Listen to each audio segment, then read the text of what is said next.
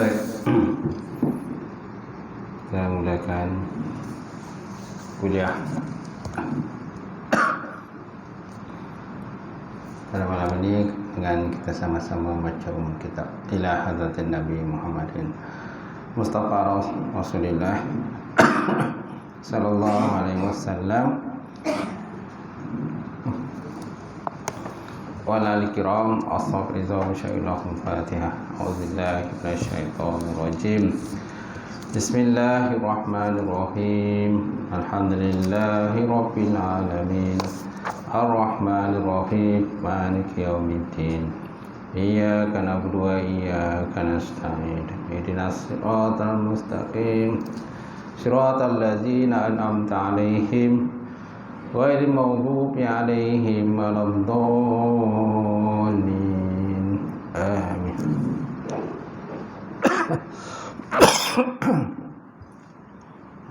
Assalamualaikum warahmatullahi wabarakatuh. Alhamdulillahillazi rassala rasulahu bil huda wa dinil haqq yuzhiruhu 'alad dini kullihi wa kafa billahi shahida. Asyhadu an la ilaha illallah wahdahu la syarikalah wa asyhadu anna Muhammadan abduhu wa rasuluh. Allahumma shalli wa sallim ala sayyidina wa nabiyina wa habibina wa maulana Muhammad wa ala alihi wa sahbihi ajma'in. Qala Allah subhanahu wa ta'ala fil Qur'anil Karim ba'da a'udzu billahi minasyaitonir rajim. Bismillahirrahmanirrahim. Walan tarda ankal yahud walan nasara hatta tattabi'a millatahum. Qul inna hudallahi huwal huda wala in ittaba'ta ahwa'ahum min ba'di ma ja'aka minal 'ilm ma laka minallahi min wali wala nasir. Sadaqallahul azim. Wa qala Nabi sallallahu alaihi wasallam la yu'minu ahadukum hatta akuna ahabba ilaihi min walidihi wa waladihi wan nasi ajmain. Maksudnya tidak sempurna iman salah seorang kamu sehingga aku, kata Nabi, lebih dikasihi, lebih kasihnya kepada ayahnya, lebih kasih kepada anaknya, dan lebih kasih kepada manusia semuanya. Mati semulakan Tuan Imam, Sungai semulakan Tuan Bilal, kemudian pengurusi masjid, Tuan Kawasan masjid, sidang jamaah muslimin, muslimat, mukminin, mukminat yang dirahmati Allah. Alhamdulillah, kita panjatkan puji dan syukur Allah Ta'ala kerana dengan izin Allah kita lagi terdapat bersama pada malam ini untuk kita mengisi pengajian kita. Pengajian kita dia sepatutnya minggu yang pertama dan ketiga kan. Ini dah minggu kedua. Nasib baik saya kosong lah, tak ada program. Jadi kita ganti yang minggu lepas. Kita ganti yang minggu lepas. Tak dapat. Baik. Jadi kita masih lagi dalam perbincangan kitab Munyatul Musalli wa Bahjal Mardiyah di muka surat 12. Muka surat 12 lah. Yang Rumi itu muka surat 12. Kalau saya yang Jawi muka surat 88. Daripada Ubadah bin Samit.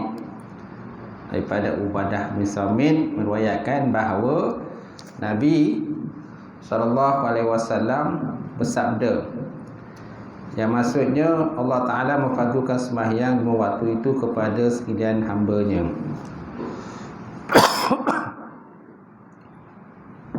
Sesiapa yang melakukannya dengan sempurna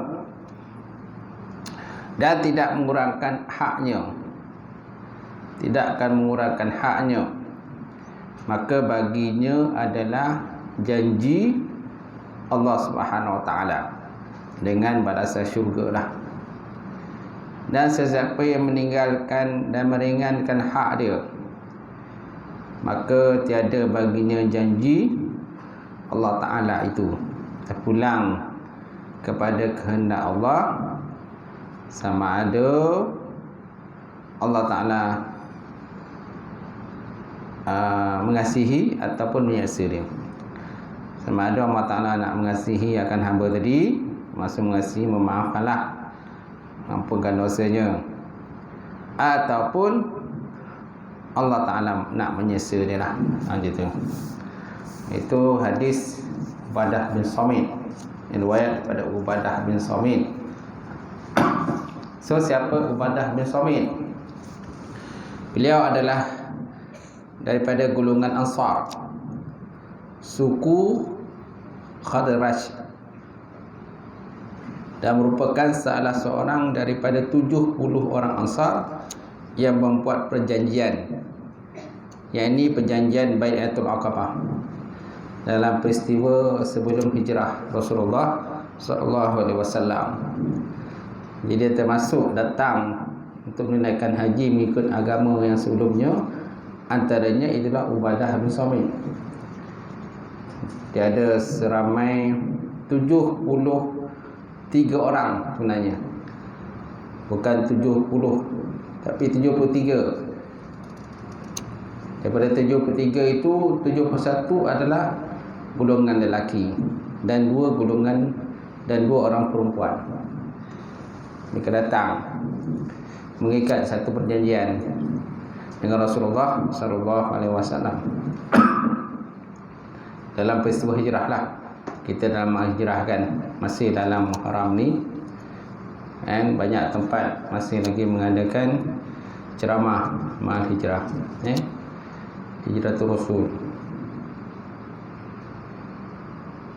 Allah Ta'ala sebut dalam Quran, wa may yuhajir fi sabilillah yajid fil ardi mugharaman katsirah wa sa'ah wa may yakhruj min baitihi muhajiran ila Allah wa rasulih summa yudrikhumul maut faqad waqa'a ajruhu 'ala Allah wa kana Allahu ghafurur rahim.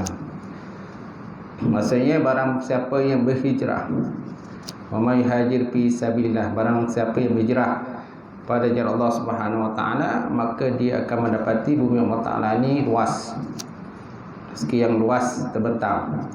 Dan barang siapa yang keluar, wa may yakhruj min baitihi, barang siapa yang keluar daripada rumahnya,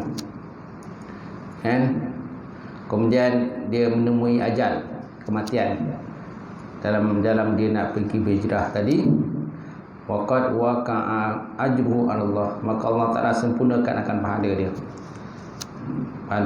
kerana dia niat pergi berhijrah kerana Allah Ta'ala dan Rasul.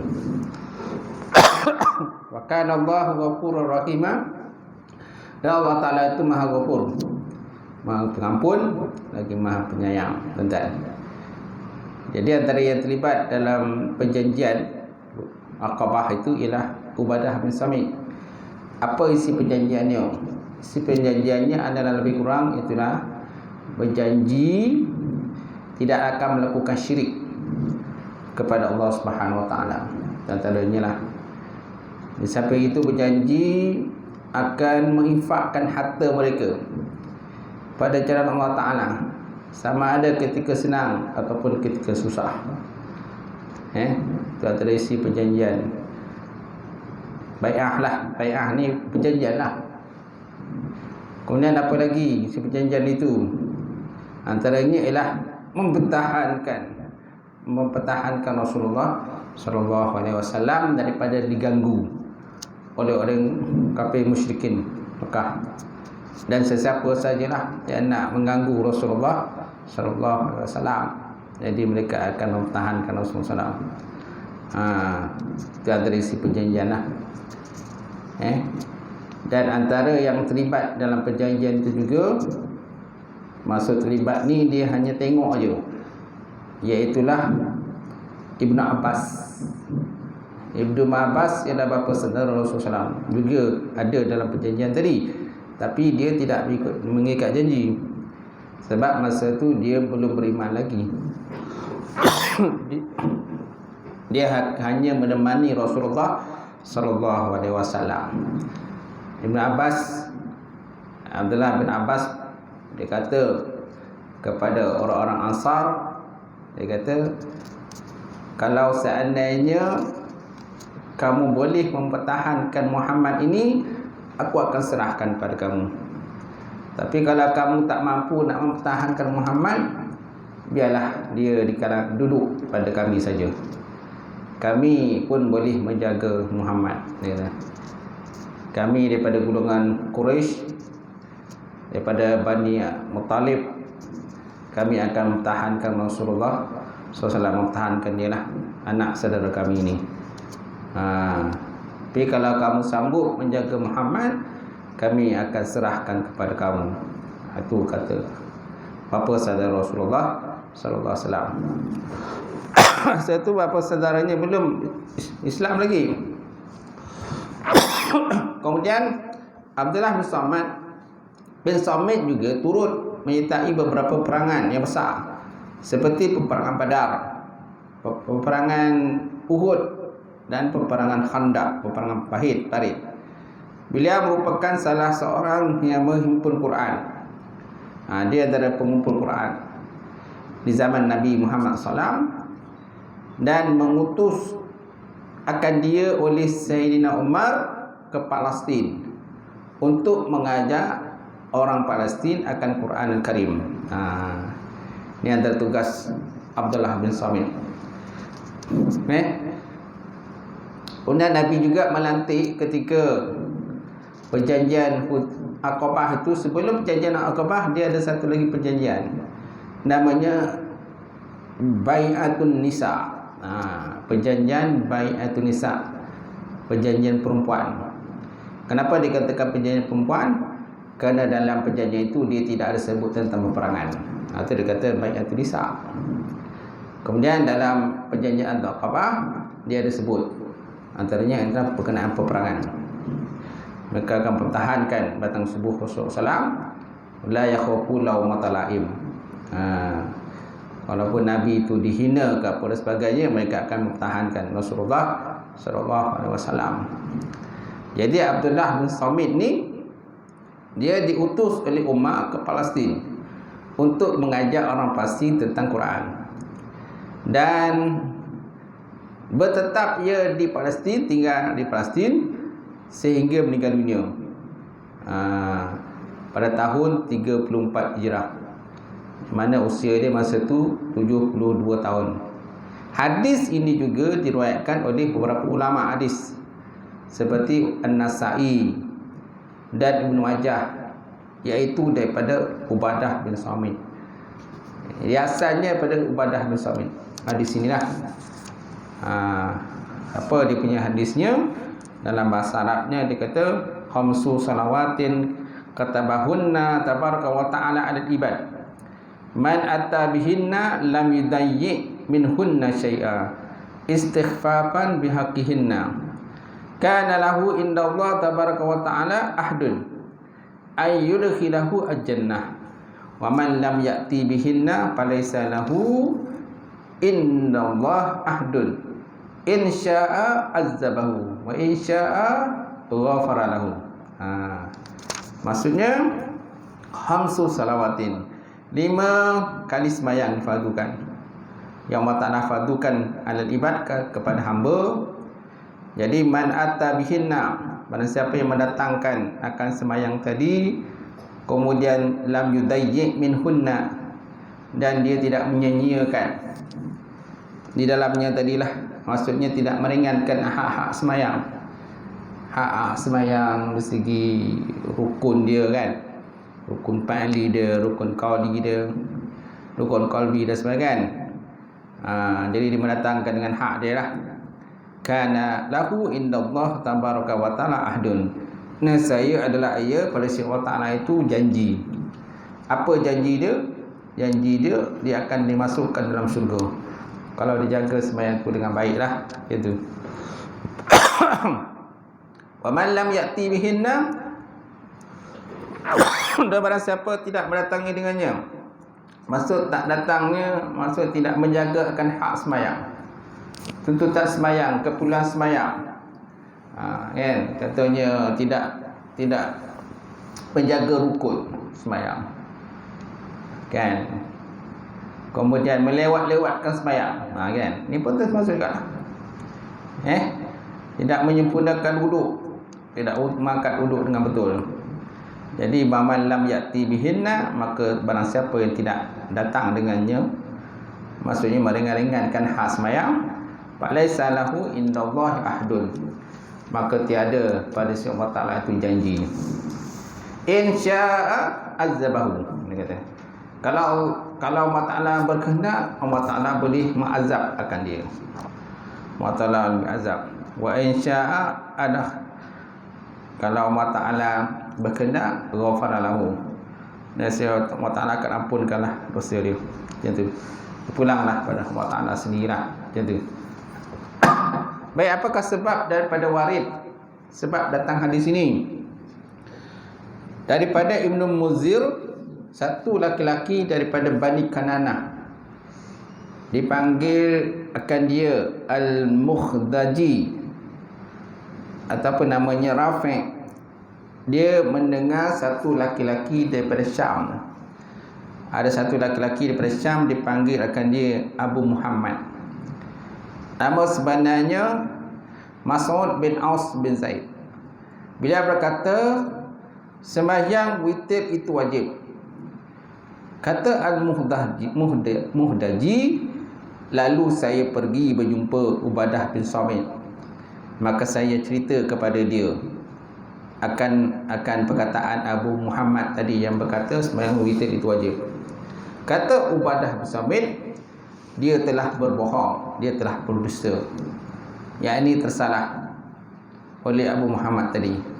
Kata Ubadah, saya mendengar Rasulullah sallallahu alaihi wasallam bersabda, hamsu salawatin. Itu yang turun hadis tadi tu, yang datang hadis tadi.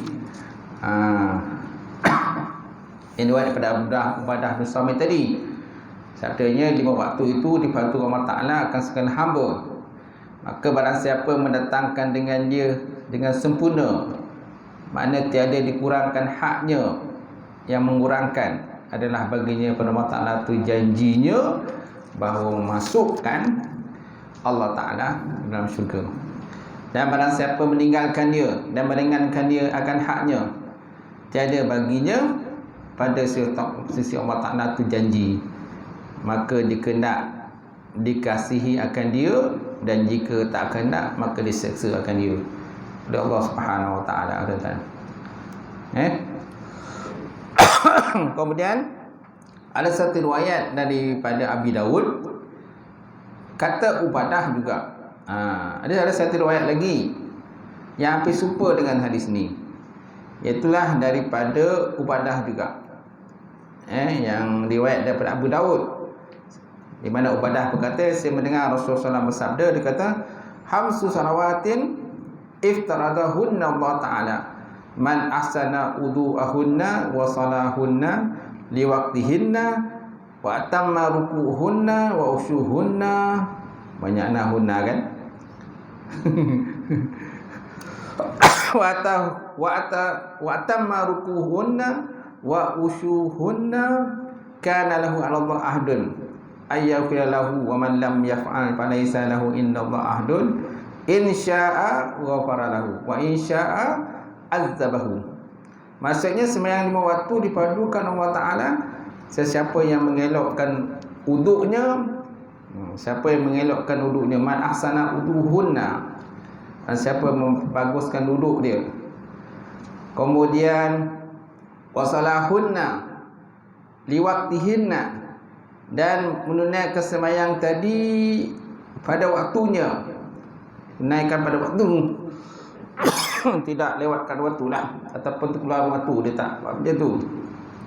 Kemudian wa atamma ruku'hunna, kemudian menyempurnakan rukuk dia, wa khusyuhunna, dan khusyuk dia, baginya di sisi Allah Ta'ala itu janji bahawa diampunkan akan dia Allah Ta'ala. Sebaliknya, siapa yang tiada diampunnya, tiadalah baginya di sisi Allah Ta'ala akan janji. Gitu. Jika dia kena akid, Allah Ta'ala ampunkan. Dan jika dia kena akid, dia azab. Allah Ta'ala azabkan lah. Macam tu. Jadi hadisnya lebih kurang sama juga lah dengan hadis tadi. Baik, kemudian dan lagi sabda Nabi Muhammad SAW bahawa seorang lelaki sesungguhnya dia sembahyang dan kesalahannya dihantarkan ke atas kepalanya, maka tiap-tiap sujud gugur kesalahannya. Tiap-tiap sujud yang dia buat itu semana gugurlah kesalahannya.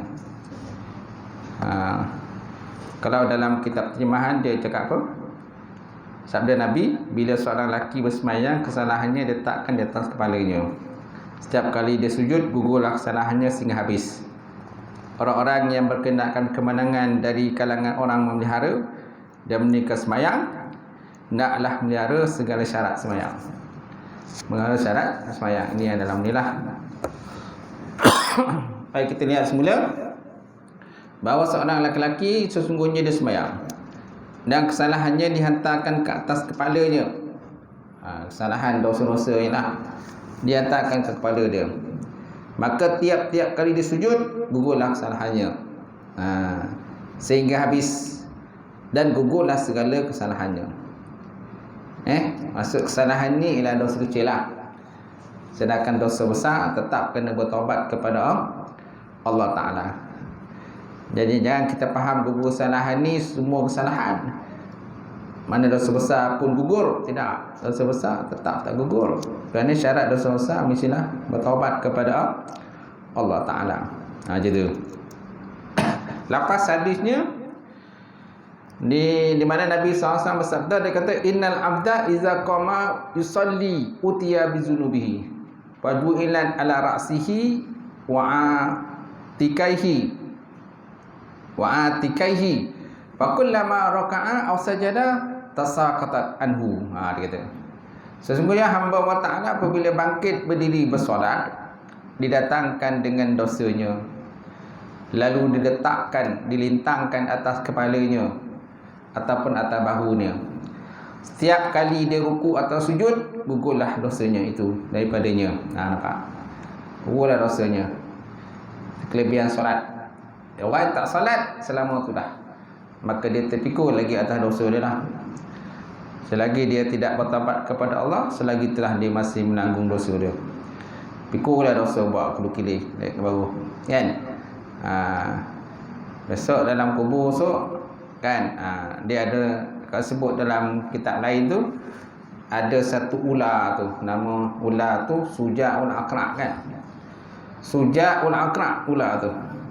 Itulah ular yang akan membelit azab orang yang meninggalkan solat di dalam dunia. Ada benda tu dibahas dalam kitab Jauhar Marhum yang disyarah oleh Syekh Ali bin Muhammad Al-Kelantani, orang Kelantan. Kitab dia lah, kitab turas lama. Kitab baru ni pun ada juga dia masuk. Baik, satu lagi hadis daripada Salman Al-Farisi. Katanya Rasulullah bersabda, innal muslim yusalli wa khatayahu marfu'atun ar-ra'si kullama sajada tahatat wa yafrahu hina yafrahu min salatihi wa qad tahanat khatayahu. Maksudnya bersolat seorang muslim dan kesalahannya itu diangkatkan atas kepalanya. Wa khatayahu marfu'atun ar-ra'si, mana kesalahan itu diangkat atas kepala. Kullama sajada, setiap kali disujud, tahatat, gugurlah kesalahannya. Wa yafrahu hina yafrahu min salati, maka selesai dari solatnya padahal kesalahannya telah digugurkan oleh Allah Subhanahu wa taala. Alhamdulillah. Ini kelebihan orang yang solat. Masya-Allah tuan. Jadi naklah kita jadi orang yang mendirikan solat. Kerana solat ini termasuk dalam rukun Islam. Tiang dia, asas dia. Kalau tiang asas tak ada, macam mana? Mudahlah ke apa? Siang atas tak ada. Orang yang ada solat pun kadang-kadang pun goyang, apalagi orang tak solat. Kalau solat pun kadang-kadang goyang. Kan ada buat benda yang tak elok juga kalau pun solat, apalagi kalau orang tak solat. Baik, kemudian syurutus solat, syarat sembahyang. Ketahui limu, hai orang yang berkehendak kemenangan, setengah daripada orang yang menghafaz. Maksud menghafaz ni orang yang memelihara akan solat dan yang mendirikan solat. Hendaklah melihara ia akan segala syaratnya. Hendaklah kita melihara akan solat. Syarat solat. Maka dalam syarat solat semua itu adalah 9 perkara. Syarat solat itu ada 9 perkara. So apakah dikatakan syarat? Kadang ada syarat, kadang rukun kan. Ada masa kita jumpa dalam bab sembahyang ni, kita belajar sembahyang, oh rukun solat, oh ni syarat solat. Apa beza rukun, apa beza syarat? Macam tu. Rukun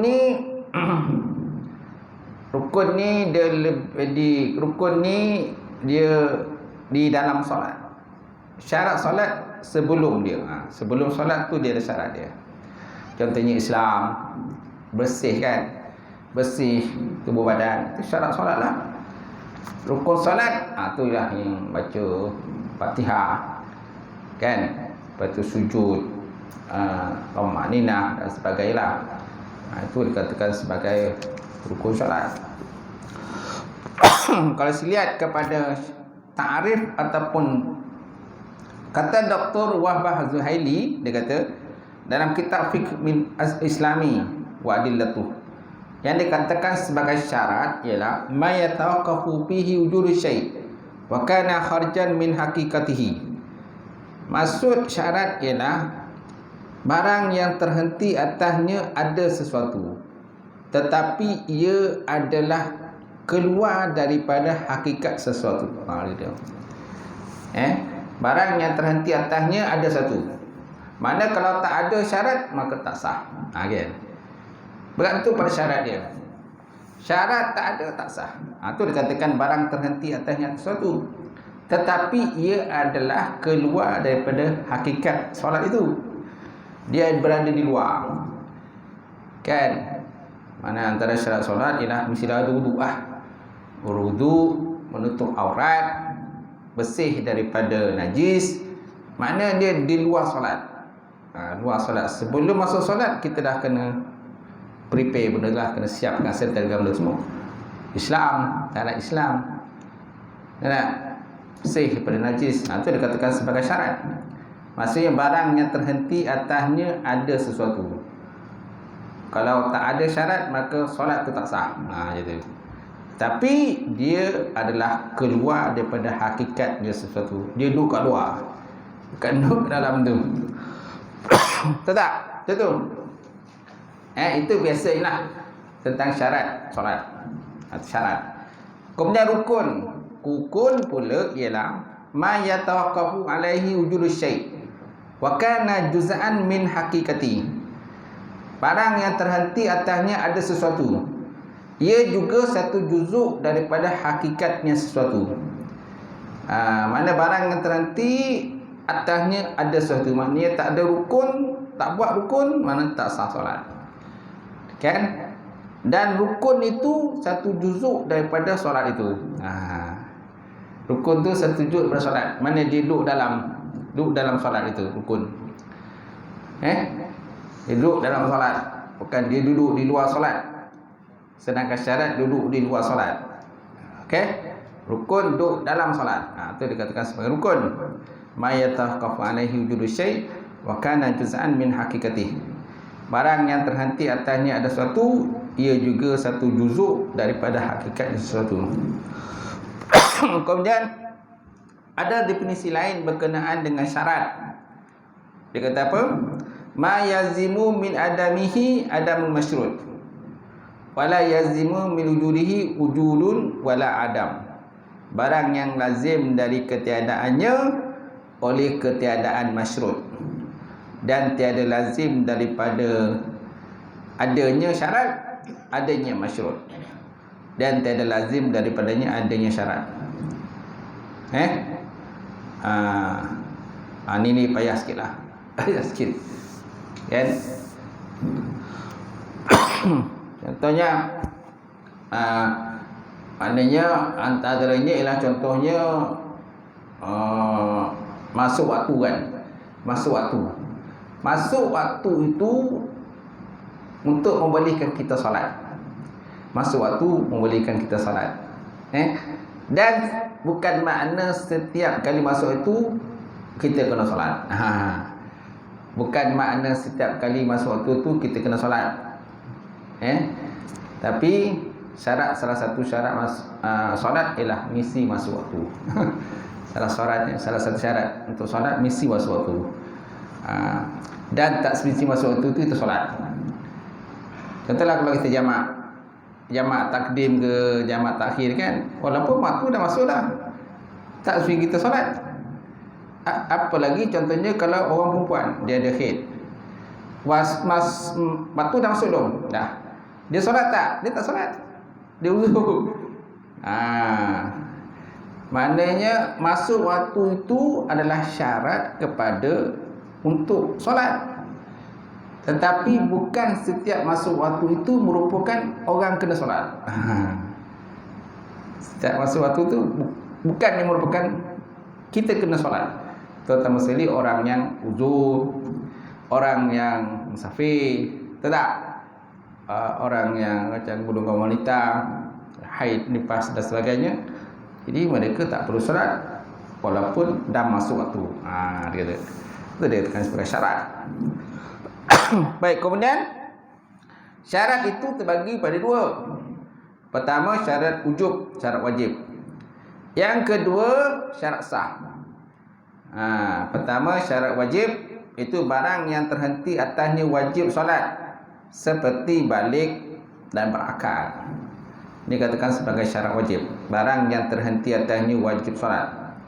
Kemudian yang kedua syarat sah, barang yang terhenti atasnya sah solat, seperti taharah, suci daripada najis, suci daripada haid, nifas dan sebagainya.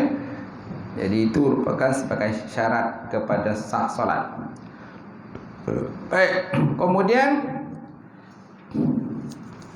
syarat solat pada pendapat para imam mazhab yang 4 pula. Okey, kita lihat syarat solat pada pendapat para imam mazhab. Pertama, para fuqaha Imam Hanafi. Kalau kita lihat kepada mazhab Imam Hanafi, dia kata apa? Syarat solat itu terbagi kepada dua. Pertama syarat wajib, iaitu ada 5 perkara. Ada 5 perkara lah ni dalam mazhab Imam Hanafi. Syarat wajib, yang kedua nanti syarat sah. Yang pertama syarat wajib, mana dia syarat wajib? Pertama, sampai seruan Nabi Muhammad sallallahu alaihi wasallam. Sampai seruan Nabi. Yang kedua Islam. Yang ketiga berakal. Yang keempat buluk ni balik. Kemudian yang kelima suci daripada haid dan nifas. Itu syarat wajib solat. Yang kedua syarat sah solat dalam mazhab Hanafi, dia ada 6 perkara. Pertama, menyucikan badan daripada hadas dan juga najis, dan membersihkan tempatnya daripada najis. Kemudian menutup aurat. Kemudian niat. Kemudian menghadap kiblat. Istiqbalul kiblati mana menghadap kiblat. Ini dikatakan sebagai syarat sah. Syarat sah ada 6 perkara dalam mazhab Imam Hanafi. Kemudian dalam mazhab Imam Maliki. Kalau dalam Imam Maliki pula, syarat tadi dia ada 3 pula. Dia ada 3. Pertama syarat wajib, yang kedua syarat sah, yang ketiga syarat wajib serta sah. Dia ada satu lagi. Syarat wajib serta sah. Yang pertama syarat wajib. Mana syarat wajib? Yang pertama buluk, berakal, balik. Yang kedua ketiadaan ikrah, ketiadaan dipaksa. Ketiadaan dipaksa atas tinggalkannya. ketiadaan dipaksa atas meninggalkannya. Kemudian yang kedua, syarat sah. Syarat sah ada 5. Pertama, suci daripada hadas, suci daripada najis, Islam, kemudian untuk aurat, kemudian menghadap kiblat, istiqbalul kiblati, hadap kiblat. Kemudian yang ketiga, syarat wajib serta sah. Itu ada 6 perkara. 6 perkara. Pertama, sampainya seruan baginda Rasulullah sallallahu alaihi wasallam, sampai seruan Nabi. Tak? Kalau kita hidup zaman sekarang ni, mana topik yang tak sampai seruan Nabi? Semua topik sampai kan? Boleh katakan semua tepat sampai seruan Islam. Macam tu. Kemudian berakal. Kemudian masuk waktu. Kemudian ketiadaan luput 2 tuhur, 2 suci, 2 taharah. Kemudian ketiadaan tidur dan lalai. Kemudian suci pada haid dan nifas. Itu dalam mazhab Maliki. Kemudian dalam mazhab Imam Syafi'i. Dalam mazhab Imam Syafi'i ada 2 pembahagian syarat. Pertama, syarat wajib. Yang kedua, syarat sah. Mana yang dikatakan syarat wajib? Dia ada 6. Syarat wajib ada 6 pula. Pertama, sampai dakwah Rasulullah SAW, sampai seruan Nabi. Yang kedua, Islam. Yang ketiga, berakal. Yang keempat, buluk maknanya baliklah. Kemudian yang keenam, bersih daripada haid dan nifas. Dan ketujuh, selamat daripada panca indera yang 5. 6 sebenarnya, 6 aja bukan 7. Sampai selamat daripada panca indera. Mana sempurna panca indera lah, boleh melihat. Mata boleh lihat, telinga boleh dengar, mulut bercakap, gitu. Kemudian yang kedua, syarat sah ada 7. Syarat sah ada 7. Menyucikan badan daripada 2 hadas, akbar dan asghar, hadas besar dan juga hadas kecil. Kemudian membersihkan badan, pakaian, tempat daripada najis. Kemudian untuk aurat. Kemudian menghadap kiblat. Kemudian mengetahui dengan masuk waktu solat. Kemudian mengetahui kaifiat solat. Dan meninggalkan perkara yang membatalkan solat. Ada 7. Kemudian dalam mazhab Hambali. Kalau dalam mazhab Hambali, syarat tiada terbagi kepada wajib dan sah. Mazhab Hambali dia satu je. Dia tak ada bagi pada 2. Macam yang sebelum ni kan ada bagi 2, bagi 3 dan sebagainya kan. Kalau Mazhab pun, Syafi'i pun 2 je. Dalam Maliki ada 3 tadi. Dalam Hanafi ada 2 kan. Hambali dia sonang je. Satu je kata. Satu je. Syarat iaitu tidak terbagi pada wajib dan sah. Bahkan mereka membilangkan syarat itu 9. Tapi dia kira 9. Tapi dia tak pecahkan pada wajib dan sah. Cuma dia sebutkan ada 9. Pertama, Islam. Yang kedua, akal. Ketiga, tamyiz. Tamyiz makna memayyiz lah. Tamyiz makna memayyiz. Memayyiz tahu kan? Memayyiz makna yang boleh membezakan lah. Ini najis, ini bukan najis. Tak? Dia boleh bezakan lah. Kemudian suci pada hadas. Kemudian nutup aurat. Kemudian jauhi badan dan pakaian pada najis. Menjauhkan badan dan pakaian pada najis. Kemudian niat. Kemudian menghadap kiblat. Kemudian masuk waktu. Untuk penjelasannya, lihat dalam kitab Al-Fiqh ala Mazhab Arba'ah. Fiqh dalam mazhab yang 4 tuan-tuan. Juzuk yang pertama, surat 195 tuan-tuan. Okey, itu dalam mazhab Imam Hambali tuan-tuan. Sebenarnya kita dah mula masuk dalam bab solat lah. Kalau sebelum ni berceloteh kan. Berceloteh tentang kelebihan solat dan sebagainya. Ni dah masuk lah sikit-sikit tentang solat, tentang rukun nanti dan sebagainya. Okey, wallahu a'lam bissawab. Sekadar itulah perbincangan kita pada malam ini. Bertahan dengan sedikit bincangan kerana manfaat insya-Allah alam. Ada soalan lah.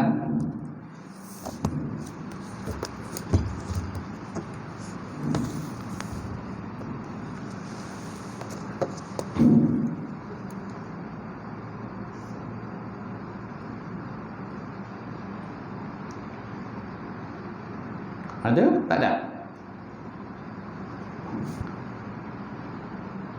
Solat Jumaat bagi saya tengok ada yang lewat datang. Dia masuk yang kedua rakaat kedua. Jumaat. Dia tu ikut imam ke atau sampai imam habis tu dia tambah 4 jadi solat zuhur tu macam mana? Bila dia tambah tu kan, tambah 1 rakaat saja ke ataupun dia tambah 4 solat? Sama satu. Dia kalau dapat 1 rakaat tu maka dah kira mendapat Jumaat. Kalau dia dah, mana dia dapat 1 rakaat? Mana dia dapat rakaat kedua kan? Kalau dia dapat, mana dia dah mendapat Jumaat. Cuma dia kena tambah 1 lagi lah. Tak. Kalau dapat dengan khutbah tu lagi baiklah. Lagi baiklah je tu. Kan? Ni orang kata dia lewat tu memang betul-betul lewat. Bukan sengaja lewat. Ada orang kadang sengaja lewat. Duduk kat luar tu. Duduk kat luar tu kan berburak kat luar tu. Dah rakaat kedua kan baru dia masuk. Tu tak boleh. Tu sengaja tu. Maksud lewat ni memang lewat betul. Memang dia ada urusan lain. Urusan luar ke kan. Ada urusan kerja menyebabkan mungkin dia hantar anak ke ambil rumah dan sebagainya sehingga dia terlewat. Bila dia dapat 1 rakaat, mana imam pada rakaat kedua kan, dia pun dapat rakaat lah, dapat 1 rakaat dengan imam, maka dia dikira telah mendapat Jumaat. Tetapi dengan syarat dia tambah 1 rakaat lagi lah bila imam telah memberi salam. Macam tu. Kalau dia tak dapat rakaat tu dia tak dapat rakaat, mana dia kena imam dah rukuk. Kalau imam rukuk masih boleh dapat rakaat lagi. Tak. Maksud saya dia tak dapat rakaat, tak dapat. Mana imam dah sujud lah. Kalau imam dah sujud tak dapat rakaat lah. Mana habis salam nanti, habis salam maka dia kena solat zuhur. Okay. Mana kena iadah zuhur. Iadah lah. Kena solat zuhur lah. Sebab dia tidak mendapat rakaat. Macam tu. Okey. Tu je, wallahu alam. Habis Auzubillahi minasyaitonir rajim. Bismillahirrahmanirrahim. Alhamdulillahirabbil alamin wassalatu wassalamu ala asyrafil mursalin wa ala alihi wasahbihi ajmain. Allahumma zidna ilman nafi'a wa yaqinan shadiqan wa amalan mutaqabbala wa rizqan halalan wa barakatan katsira. Wa siyadatan ya alim lana qulubana binuri ma'rifataka wa tahana wa alikin. Allahumma faqina fid Allahumma faqina fid Allahumma ja'alna hadza jam'al marhuma wa tafarraqna min ba'di tafarruqal ma'sumah. Rabbana atina fid dunya hasanah wa fil akhirati hasanah wa qina azabannar. Subhana rabbika rabbil izzati amma yasifun wa salamun alal mursalin. Alhamdulillahi rabbil alamin. Qaballallahu minkum.